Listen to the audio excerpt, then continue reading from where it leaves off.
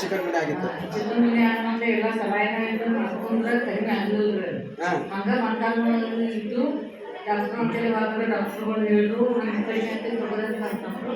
Injection ಗುಳಿಗೆ ವಾರಾಗ 1000-2000 ಅದಿರು ಮಾಡೋದು ಕಳಿಸ್ಬಿಡೋದು. ಆ ಇಂಜೆಕ್ಷನ್ ಗುಳಿಗೆ ತೊಗೊಂಡಾಗ ಕಡಿಮೆ ಮಾಡ್ತಾರೆ ದಿನ ಹಂಗೆ ಆಗೋದು. ಈ ಎಷ್ಟು ವರ್ಷ ಆ ಥರ ಪ್ರಾಬ್ಲಮ್ ಇತ್ತು? 2 ವರ್ಷ ಇತ್ತು. ಏನು ನೆನಪು ಯಾವಾಗ ಚಿಕನ್ ಗುಣಿ ಆಗಲ್ಲ. ಅಲ್ಲಲ್ಲ ವಜನ್ ಆಗ್ಬಿಟ್ಟಿದೆ ಏನಕ್ಕೆ? ವಜನ ಅವಾಗಿಂದನೇ ಚಾಲು ಇರ್ತದೆ. ಆ ಚಿಕನ್ ಗುಣಿ ಬಂದ ಮೇಲೆ ಗುಳಿಗೆ ತಗೊಂಡು ವಜನ್ ಬಂದ್ಬಿಡ್ತು. ವಜನ್ ಹಂಗೆ ಕಂಟಿನ್ಯೂ ಆಗ್ತಾನೆ ಇದೆ, ಕಮ್ಮಿ ಆಗ್ತಾ ಇಲ್ಲ. ಹೆಚ್ಚು ಹಾಕೊಂಡೇ ಬರ್ತಾ ಇದೆ, ಕಮ್ಮಿ ಆಗ್ತಾ ಇಲ್ಲ.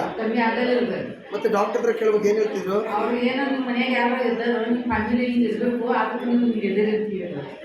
ಮತ್ತೆ ಈಗ ನನಗೆ ನೋವಾಗ್ತಿದೆಯಲ್ಲಪ್ಪ, ನೋವಾಗ್ತಿದೆ. ನಿಮ್ಮ ಗುಳ್ಗಿ ತಗೋರಿ, ಕಡಿಮೆ ಆಗ್ತಿದ್ದು ಇಲ್ಲಿ ಮಕಾನ್ದಾಗ ಕಟ್ಕೊಂಡು ಕೆಲವು ಪೇಶೆಂಟ್ ಎಲಿಮಿನೇಟ್ರಿ ಅವರ ಸರ್ತಿಗೆ ಹೋದಾಗ 4,000 ರೂಪಾಯಿ 5,000 ರೂಪಾಯಿ ಬಿಲ್ ಮಾಡೋರು. ಒಂದು ಸಲಕ್ಕೆ 4,000-5,000 ರೂಪಾಯಿ ಬಿಲ್ ಮಾಡೋರು. ನನ್ನ ಮಗ ಬಾಗೇವಾಡಿಯಿಂದ ಬಂದ್ಕಾರ ಅಲ್ಲಿ ತೊಗೊಂಡು ಹೋದ್ರೆ ಕಡಿಮೆ ಅಂತ ತಗೋರಿ, ನಿಮ್ಮ ಅಮ್ಮನ ಅಷ್ಟೇ ಆಗ್ತದೆ. ಇಷ್ಟು ಗುಳ್ಗಿ ಬರ್ತಿರೋದು, ಇಷ್ಟು ಗುಳ್ಗಿ ಎಲ್ಲ ತಿನ್ನೋದು. ದಿನಕ್ಕೆ 10-15 ಗುಳ್ಗಿ ತಿಂತೀನಿ. 10-15 ಟೈಮ್ 100 ನಮೂನಿ. ಈಗಿದ್ರೆ ಒಂದು ಗುಳ್ಗಿ ತೊಗೊಂತೀನಿ. ಒಂದು ಗುಳಿಗೆ ಇಲ್ಲ. ಓಕೆ, ಜೋಡಿಸಿ ಅಮ್ಮ. ಮತ್ತು ವಜನ್ ಎಷ್ಟು ಕಿಲೋ ಇದೆ? 95 ಕಿಲೋ. 100ಕ್ಕೆ ಬರೀ 5 ಕಿಲೋ ಅದಾಯ್ತಾ? 95 ಕಿಲೋ ಈಗ. ನನ್ನ ಕಡೆನೇ ಜಗಳ ಮಾಡಿಲ್ಲ ಫಸ್ಟ್ ಟೈಮ್. ಹಾಗೇನೆ ಊರಕ್ಕೆ ಆಗ್ತಾ ಇಲ್ಲ ಅವ್ರಿಗೆ, ಅದಕ್ಕೋಸ್ಕರ ಅವ್ರು ತಪ್ಪಲ್ಲ, ಅವ್ರು ತಪ್ಪಲ್ಲ ನಾವು ಹೇಳಕ್ಕಾಗಲ್ಲ. ನಾವು ನಮ್ಮ ಅಮ್ಮಗನ ತಗೊಂಡು ನಡೆಯಕ್ಕೆ ಹೋಗಕ್ಕಿಲ್ಲ. ಈಗ ಬಸ್ ಸ್ಟ್ಯಾಂಡ್ರಿಂದ ನಡ್ಕೊಂಡು ಬರ್ತೀನಿ, ಪ್ಯಾಟಾಗಿ ನಡ್ಕೊಂಡು ಹೋಗಂದ್ರೆ ಹೋಗ್ತೀನಿ. ಈಗ ಅಮ್ಮ ಹೋಗತ್ತಂದ ಸರಕೇರಿಗೆ ಬರುವಾಗ ಬಂದು ಬೈಕಲ್ಲಿ ಬಂದು ಅಪ್ಪ ಕರ್ಕೊಂಡ್ಬರ್ಬೇಕು. ಅವ್ರು ಕರ್ಕೊಂಡ್ಬರ್ದ ಮುಂದೆ ಗಾಡಿಗೆ ಹೋದ್ರೆ ಚಿಕ್ಕ ಬರ್ತಾರೆ. ಯಾವ ಗಾಡಿಗೆ ಹೋಗಿದ್ರೆ ನೀವು ಹೋಗಿ ಇಲ್ಲೇ ಕೂತ್ಬಿಡ್ತಾರೆ ಅಂತ ಹೇಳಿಲ್ಲ. ಯಾಕೆ ನಡೆಯಕ್ಕಾಗ್ತಾರೆ, ಅಷ್ಟು ದೂರ ಹೋಗಿ ಹತ್ತಕ್ಕಾಗ್ತಾ ಇಲ್ಲ. ಮಂಡಿ ಬಂದು ಅಷ್ಟು ನೋವಾಗ್ತಾ ಇದೆ. ಈಗ ಮಂಡಿದ ತಗೊಂಡು ಒಪ್ಪರೆ ಆಗಿಬಿಟ್ಟಿತ್ತು.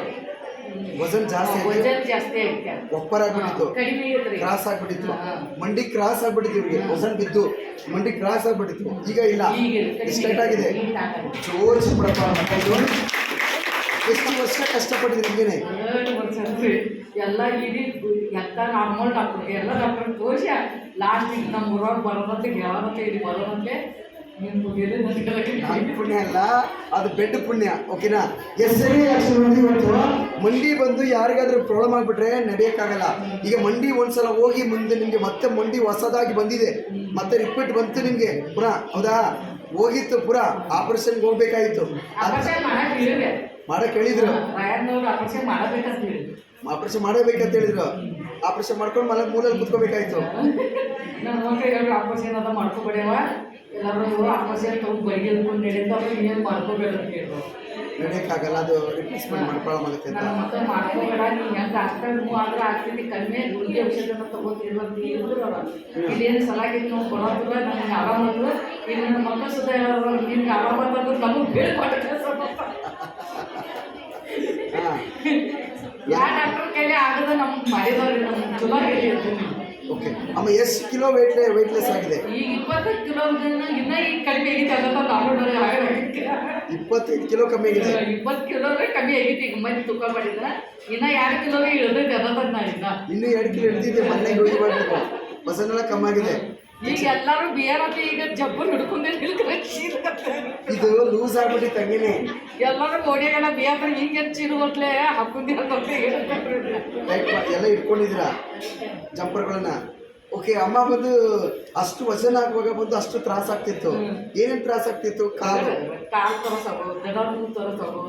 ಈ ತಲೆಯಾಗ ನನಗೆ ಕಟ್ಟಿಗೆ ಒಳಗೆ ಕಟ್ಟಿಗೆ ಬಿದ್ದಿದ್ದ ಇದು ಬಸೋದ ಇವಿ ಬಂದಾಗ ಅದಕ್ಕೆ ಇದು ಸುದ ಬೇರೆ ಕಸನ ಎಲ್ಲ ಕಮ್ಮಿ ಆಗಿಬಿಟ್ಟಿದೆ ಅಂತೇಳಿ. ಈ ಕಾಲು ಒಟ್ಟು ಬರೋದಿಲ್ಲ, ದಡ ನುಸೋದಲ್ಲ, ಮಂಟಾಲ್ ನುಸೋದಲ್ಲ, ಎಲ್ಲ ತಲೆ ನೋವು ಬರೋದು. ಇದಕ್ಕೂ ಬೆಡ್ ಕಾಸನ್ನ ಸರಿಯಾಗಿದೆ. ಇಲ್ಲಾಂದ್ರೆ ಈ ಕಡೆ ಇವಿ ಬಂದಾಗ ಜುಮ್ ಹಿಡಿಯೋದು ಆ ಬೆಟ್ಟಲ್ಲಿ ಕಾಯಿಸಿ ಅದು ಕ್ಲಿಯರ್ ಆಯಿತು. ಓಕೆ, ಜೋರ್ ಚಂಬಳಪ್ಪ.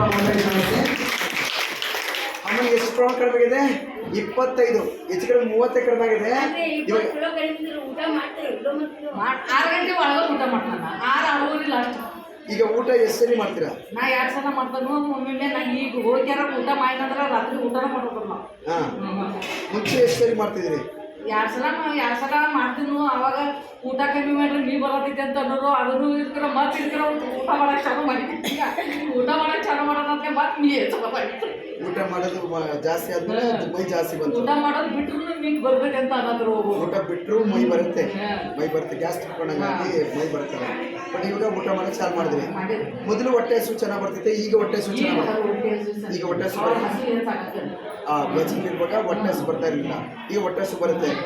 ಅಮ್ಮ ಇವಾಗ ಹೆಚ್ಚು ಕಡಿಮೆ 30 ಕಿಲೋ ಹತ್ರ ವೆಯ್ಟ್ ಲೆಸ್ ಆಗಿದ್ದೀರಾ. 30 ಕಿಲೋ ಎಷ್ಟು? ಇದು ತುಂಬ ದಿನದಲ್ಲ, ಈಗೆಲ್ಲ ಇದು ಈಗ ಹತ್ರ ಎಷ್ಟು ದಿನ ಆಯ್ತಮ್ಮ ಸರಕರಿಗೆ? ನಾವು ಸರಕ್ಕೆ ಪೈಲ ಬರತ್ತ 1 ತಿಂಗಳು ಕೊಂಡು ಈಗ ಬರತ್ತ ಈಗ 2-3 ತಿಂಗಳು ಆಗಿರ್ಬೋದು. 3 ತಿಂಗಳು ಆಗಿರ್ಬೋದು ಕಂಟಿನ್ಯೂಸ್ ಸರಕರು. ಬೆಡ್ ತಗೊಳಗೆ ಎಷ್ಟು ದಿನ ಆಯಿತು? ಈಗ 1 ತಿಂಗಳು ಆಗಿರ್ಬೋದು. ಒಂದೇ ತಿಂಗಳು ತಗೊಂಡೋಗಿದ್ದು ಬೆಡ್ ತಗೊಂಡೋಗಿ. ಈಗ ನೋಡ್ರಿ 1 ತಿಂಗಳು ಅವ್ರು ಕಟ್ಟಕ್ಕೆ ಬಂದಿಲ್ಲ, ಸರಕರಿಗೆ 1 ತಿಂಗಳು ಬಂದಿದ್ದಾರೆ. ಸರಕರಿ ಬೆಡ್ಡಲ್ಲಿ ತೊಗೊಂಡು ಹೋದ್ಮೇಲೆ ಎಷ್ಟು ಸರಿ ಬೆಡ್ಡಲ್ಲಿ ರೂಪಾಯಿ ತೊಗೋತೀರಾ?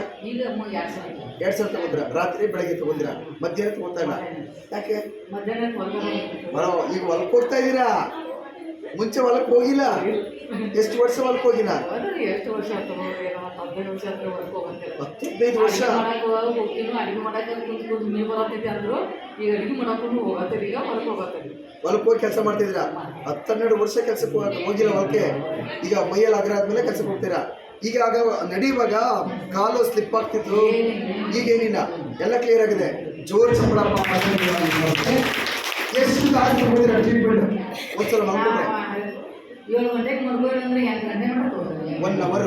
1 ಅವರ್ ಪೂರ್ತಿ ತೊಗೊಳ್ತೀರಾ, ಒಂದು ತಾಸು. ಬಟ್ ರಾತ್ರಿ ಎಷ್ಟು ಗಂಟೆ ತೊಗೊಳ್ತೀರಾ? ರಾತ್ರಿ ಬಂದು ಕೈಕಾಲು ತಗೊಂಡು ಚಾ ತೊಗೊಂಡ್ರೆ ತೊಗೊಂಡ್ರೆ ನಮ್ಮ ಸಸಿ ಚಾಲು ಮಾಡಿದ್ರು ನಾವು ಹೋಗಿ ಮಾಡ್ಕೊಂಡ್ರೆ 1 ತಾಸು.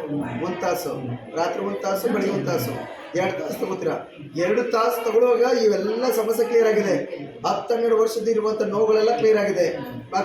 ಈ ಬಂಡಿ ಬಂದು ಬೆಂಡ್ ಆಗಿರೋದನ್ನ ಸ್ಟ್ರೈಟ್ ಮಾಡಿದೆ. ಬೆಂಡ್ ಆಗಿರೋದು ಗಂಡ ಬಂದು ಸ್ಟ್ರೈಟ್ ಆಗಿದೆ. ಇದು ನಡಿಗೆ ಬರ್ದೆ ಕಾಲು ಈ ಥರ ಬರ್ತಿತ್ತು. ಕಾಲು ನಡಿ ವಜನ್ ಜಾಸ್ತಿ ಆಗಿ ಬಿದ್ದು ಕಾಲು ಕ್ರಾಸ್ ಆಗಿ ನಡೆಯಕ್ಕೆ ಆಗ್ತಿಲ್ಲ.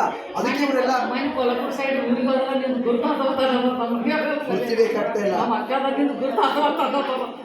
ಅಷ್ಟು ವಜನ್ ಕಡಿಮೆ ಆಗಿದೆ. ಹಾಕಿದ್ರು ವಜನ್ ಭಾಳ ಬಂದಿದ್ದೆ. ಯಾವಾಗ ಹೆಂಗರೆ ಕಾಲತ್ತಿ ನೀನು ವಜನ್ ಎಲ್ಲ ಕಮ್ಮಿ ಆಗಿತ್ತು ಅದಕ್ಕೆ ಡಾಕ್ಟರ್ ಕೈಯಲ್ಲಿ ಆಗಿರೋ ಕೆಲಸ ಸರಕಾರಿ ಮಾಡಿದ್ಯಾ ಮಾಡಿಲ್ವಾ? ಡಾಕ್ಟ್ರಿಗೆ ಮೈ ಜಾಸ್ತಿ ಇಟ್ಕೊಂಡು ಆಪರೇಷನ್ ಮಾಡಿದ್ರೆ ಮೂಲೆಗೆ ಹೋಗ್ತಾರೆ. ವಜನ್ ಸರಿ ಮಾಡ್ಬೇಕಾ, ಆಪರೇಷನ್ ಮಾಡ್ಕೋಬೇಕಾ? ನೋಡಿ, ಆಪರೇಷನ್ ಮಾಡಿದ್ರೆ ಇವ್ರು ಹೋಗೋರು ಮೂಲೆಗೆ, ಬೆಡ್ ಕಟ್ಟಿಗೆ ಇಟ್ಕೊಂಡು ಅಡ್ಡಾಡ್ಬೇಕಾಯ್ತು. ಈಗ ಸರಕಾರಿ ಬರುವಾಗ ಆರಾಮಿಗೆ ಗಟ್ಟಿ ಆದ್ರು, ಕಾಲು ಸಹ ಸ್ಟ್ರೈಟ್ ಆಯಿತು. ಬೆಡ್ ತಗೊಂಡಿದ್ದಕ್ಕೆ ಏನಾಯ್ತು? 1 ತಾಸು ಸರಕಾರಿ ಬಂದು ನಿಮಗೆ ಅರ್ಧ ತಾಸು ಟೆಸ್ಟಿಂಗ್ ಅಷ್ಟೇ ಕೊಡ್ತಾ ಇರೋದು. ನಾವು ಇಲ್ಲಿ ಕಾಯಿಲೆ ಪೂರ್ತಿ ವಾಸಿ ಮಾಡೋಕ್ಕಾಗಲ್ಲ. ಅದಾಯ್ತಾ? ನಾವೇನು ಮಾಡ್ತೀವಿ, ಇಲ್ಲಿ ಸರಕಾರಿ ಬರುವಾಗ ಫುಲ್ ಟೈಮ್ ಕೊಡೋಕ್ಕಾಗಲ್ಲ. ಅಂದರೆ 1 ತಾಸು ಪೂರ್ತಿ ಕೊಟ್ಟಾಗ ರಿಸಲ್ಟ್ ಬರುತ್ತೆ. ಅದಾಯ್ತಾ? ನಾವು ಕೊಡ್ತಿರೋದು ಏನು? ಟೆಸ್ಟ್. ಗುಣ ಆಗುತ್ತೆ, ತೋರಿಸ್ಕೊಡ್ತೀವಿ, ಗುಣ ಆಗುತ್ತೆ. ಆದರೆ ಸರಕಾರಿ ಗುಣ ಮಾಡ್ಬೋದು, ಅದು ಪೂರ್ತಿ ಗುಣ ಆಗಬೇಕಂದ್ರೆ ನೀವು ಟೈಮ್ ಜಾಸ್ತಿ ಬರಬೇಕು. ಅದಾಯ್ತಾ? ಈಗ ಸರಕಾರಿ ಬಂದು 2 ತಿಂಗಳಲ್ಲಿ ಹೆಚ್ಚಿನ 25ರಿಂದ 30 ಹತ್ತಿರ ಇದೆ. ಅಷ್ಟು ವಜನ್ ಕಡಿಮೆ ಆಗಿದೆ. ಮಂಡಿ ಬಂದು ನೋವಾಗಿ ಆಪರೇಷನ್ ಹೋಗ್ಬೇಕಾಗಿದೆ. ಡಾಕ್ಟರ್ ಆಪರೇಷನ್ ಹೋಗೋದ್ರಿಂದ ಆಪರೇಷನ್ ಮಾಡಬೇಕಂತ ಹೇಳಿರೋದು ಅದು ಕ್ಯಾನ್ಸರ್ ಆಯಿತು. ಮಂಡಿ ಕ್ರಾಸ್ ಆಗಿರೋದು ಸ್ಟ್ರೈಟ್ ಆಯಿತು. ಅದರಿಂದ ಅವರಿಗೆ ಆಯಾಸ ಬರೋದು. ಈ ಜಿನ್ನೆ ತೆಗೆ ಕಷ್ಟ, ಈ ಆಯಾಸ ಆಗ್ತಿಲ್ಲ. ಯಾವಾಗ ವಜನ್ ಕಡಿಮೆ ಆಯಿತು, ಆಯಾಸ ಕ್ಲಿಯರ್ ಆಯಿತು. ಸರಿನಾ ಇಲ್ಲ? ಡಾಕ್ಟ್ರು ಸತ್ಯವಾಗಿ ಹೇಳ್ತಾರೆ. ಡಾಕ್ಟ್ರು ಬಂದು ನಿಮ್ಗೆ ಹೇಳ್ತಾರಿಲ್ಲ. ಈಗ ಇವಾಗ 10 ಇವತ್ತು ಹೋಗ್ತಾ ಇದ್ದೀರಾ, ಕಾಯಿ ಹರಿಯಕ್ಕೆ ಹೋಗ್ತೀರಾ, ಏನೇನೋ ಕೆಲಸ ಮಾಡಕ್ಕೆ ಹೋಗ್ತೀರಾ, ಎಲ್ಲ ಕೆಲಸ ಮಾಡ್ತಾ ಇದ್ದೀರಾ. ಈಗ ಸರಕಾರಿ ಮನೆಯಲ್ಲಿ ಬಂದು ಖುಷಿಯಾಗಿದೆ ಅಲ್ವಾ? ಹಾಗಾದ್ರೆ ಆ ಬೆಡ್ಡಲ್ಲಿ ಬಂದು ಯಾರ್ಯಾರು ಕಾಯಿಸ್ಕೊತೀರಾ? ಕಾಯಿಸ್ಕೊತೀರಾ? ಅಪ್ಪ ಕಾಯಿಸ್ತಾರಾ? ಯಾಕೆ ಅಪ್ಪ ಕಾಯಿಸ್ತಾರ? ಹಾಂ, ಇಲ್ಲಿ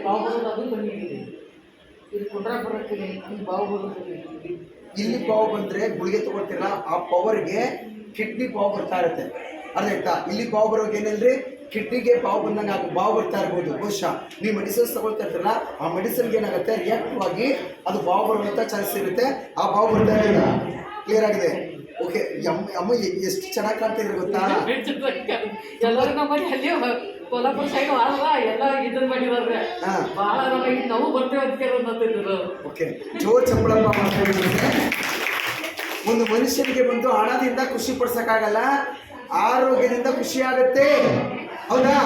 ಹಣದಿಂದ ಖುಷಿ ಆಗಲ್ಲ, ಆರೋಗ್ಯದಿಂದ ಖುಷಿ ಆಗುತ್ತೆ.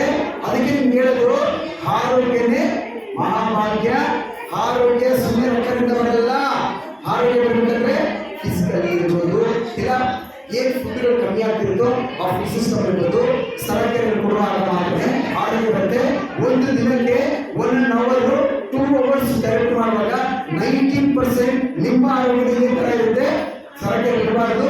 ನೀವು ಏನು ಬೇಕಾದ್ರೂ ತಿನ್ನಿ. ಆಮೇಲೆ ಇವಾಗ ಏನು ತಿಂತೀರಾ? ಎಲ್ಲ ತಿಂತೀರಾ. ಆವಾಗ ಅವಾಗೂ ತಿಂತಿರ್ತಾರೆ. ಎಲ್ಲ ಡಾಕ್ಟರ್ಗಳು ಬದ್ನಿಗೆ ಅಂತ ಕಡಿಮೆ ಮಾಡಿ ಈಗೆಲ್ಲ ಬದ್ನಿಗೆ ಪಲ್ಯ ಬಿಸಿಗೆ ಪಲ್ಯ ಎಲ್ಲ ಮಾಡಿರ್ತಾರೆ. ಬೀದರವ ಬದ್ನಿಗೆ ಪಲ್ಯ ತಿನ್ಬೇಕು. ಬದನೆಕಾಯಿ ಏನಾಗಲ್ಲ, ತಿನ್ಬೇಕು. ನೀವು ಫುಡ್ ಎಲ್ಲ ಬಿಡ್ಬೇಕಾಗಿರೋದು. ಡಾಕ್ಟ್ರ್ ಮಾಡ್ತಾರೆ ಅದು ತಿನ್ಬೇಡಮ್ಮ, ಇದು ತಿನ್ಬೇಡಮ್ಮ, ಇದು ತಿನ್ಬೇಡಮ್ಮ, ಅದು ತಿನ್ಬೇಡ. ತಿನ್ಬೇಡ್ರಿ. ನಮ್ಮ ಮನ್ಯಾಗ ನಮ್ಮವ್ರನ್ನ ಪತ್ತೆ ಹೇಳ್ತಾರೆ. ಈಗ ಸರಕಾರಿ ಬಂದು ತಗೊಂಡ್ಮೇಲೆ ಎಲ್ಲ ತಿನ್ಬೋದು, ಏನು ತೊಂದರೆ ಇಲ್ಲ, ಎಲ್ಲ ತಿನ್ಬೋದು. ಅದರಿಂದ ಬರುವಂಥ ವಿಟಮಿನ್ಸ್ ನಿಮ್ಗೆ ಸಿಗುತ್ತೆ. ಏನು ಟೆನ್ಷನ್ ತೊಗೊಂಡು ಸಕ್ಕರೆ ಚಾ ಕುಡಿಯೋದಿಲ್ಲ, ಮೈದಾದೇನು ತಿನ್ನೋದಿಲ್ಲ. ಮೈದಾದ ಐಟಮ್ ತಿನ್ನಲ್ಲ, ಸಕ್ಕರೆ ಮಾತ್ರ ತಿನ್ನಲ್ಲ, ಬೇರೆ ಐಟಮ್ ತಿಂತೀರಾ? ಚಾ ಬೇಕಾದ್ರೆ ಬೆಲ್ಲ ಚಾ ಹೌದಾ? ನಮ್ಮ ಮನ್ಯಾಗ ಎಲ್ಲ ಬೆಲ್ಲ ಚಾ. ಅಮ್ಮ ಇವಾಗ ಬಾಡಿಯೆಲ್ಲ ಇಷ್ಟು ಚೆನ್ನಾಗಾಗಿದೆಲ್ಲ ಖುಷಿ ಆಗುತ್ತಲ್ವಾ? ಮಕ್ಕಳೆಲ್ಲ ಖುಷಿ ಪಡ್ತಾರೆ. ಯಾಕಂದ್ರೆ ಹಾಸ್ಪಿಟ್ಲಿಗೆ ಹೋಗೋದು ಕಮ್ಮಿ ಆಯ್ತು. ಅಮ್ಮ ಆಗ ನೋವಾಗುವಾಗ ಹಾಸ್ಪಿಟ್ಲಿಗೆ ಹೋಗ್ತಿದ್ರಲ್ವಾ, ಮಕ್ಕಳಿಗೆ ಕೋಪ ಬರ್ತಿತ್ತ ಬರ್ತಿಲ್ವಾ? ಮನ್ಯಾಗ ನನ್ನ ಮಗನ ಸರಿ ರೊಕ್ಕ ಕೊಡೋಣ ಹಾಸ್ಪಿಟಲ್ ಅಂತ ಹೇಳ್ತೀರಾ? ನಿಮ್ಗೆ 2 ದಿನದಾಗ 2 ಸಲ ಹೋಗಿರೋದು. ಬಾಗೇವಾಡಿಯಿಂದ ಕೆಲ್ಸಕ್ಕೆ ಹೋಗೋದು, ಅಲ್ಲಿಂದ ಬಂದು ಇನ್ನೊಂದು ಸುಟ್ಟು ಬರೋದು. ಅಲ್ಲಿ ಮಂದಿ ಎಲ್ಲ ಇರೋದು ಕೆಲಸ ಮ್ಯಾಗ ಇದ್ರ ಕೆಲಸ ಮಾಡ್ತಾರೋ. ನಿನ್ನ ಮಾತು ಇಲ್ಲಿ ಬಂದು ನಾನು ದವಾಖಾನೆಗೆ ಹೋಗ್ಬೇಕಂತ ಜೀವನ ನಾವು ಜಗಳ ಆಗೋದು.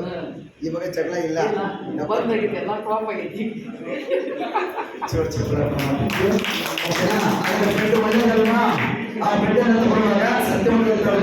ನಿಮ್ಮ ಪುನರ್ ಜನ್ಮ ಸಿಗುತ್ತೆ, ಹೊಸ ಲೈಫ್ ಸಿಗುತ್ತೆ, ಹೊಸ ಜೀವನ ಸಿಗುತ್ತೆ ಸರಕಾರಿಯಿಂದ.